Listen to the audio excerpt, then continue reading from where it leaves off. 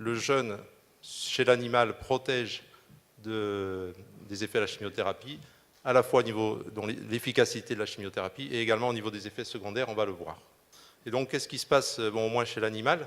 C'est vrai que les 2 premiers jours, entre les rats qui ont mangé normalement et les rats qui ont jeûné, c'est évident qu'il y a une perte de poids chez les rats qui ont jeûné.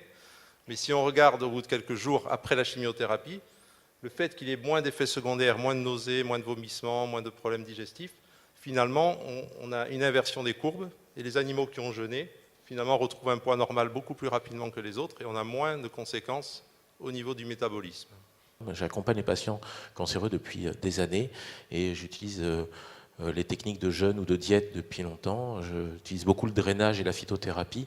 Et même si je n'ai pas d'aussi belles études à vous présenter, comme Jean-Loup, je constate tous les jours au quotidien les résultats de ces approches et on peut vraiment soulager les patients, les aider à traverser ces thérapeutiques agressives, on va dire avec un peu moins de difficultés et un peu moins de dégâts. Si vous ne voulez pas consommer des facteurs de croissance, il vous faut mettre une vache dans votre jardin.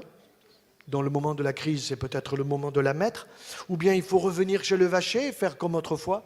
Ou alors il faut tout simplement aller vers la chèvre et vers la brebis, qui sont des petits animaux et qui ont du goût. Car le fromage de chèvre et le fromage de brebis ont un excellent goût.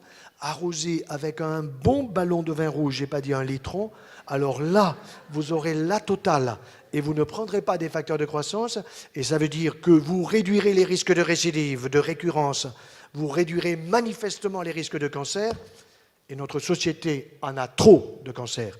Il faut qu'il y en ait de moins en moins et pour cela, il faut manger mieux et meilleur. Hippocrate disait que ton aliment soit ton médicament 500 ans avant Jésus-Christ, nutrition méditerranéenne, et Jean Rostand qu'il vaut mieux un bon menu qu'une ordonnance. C'est tellement vrai. Merci. Merci beaucoup, Monsieur Joyeux.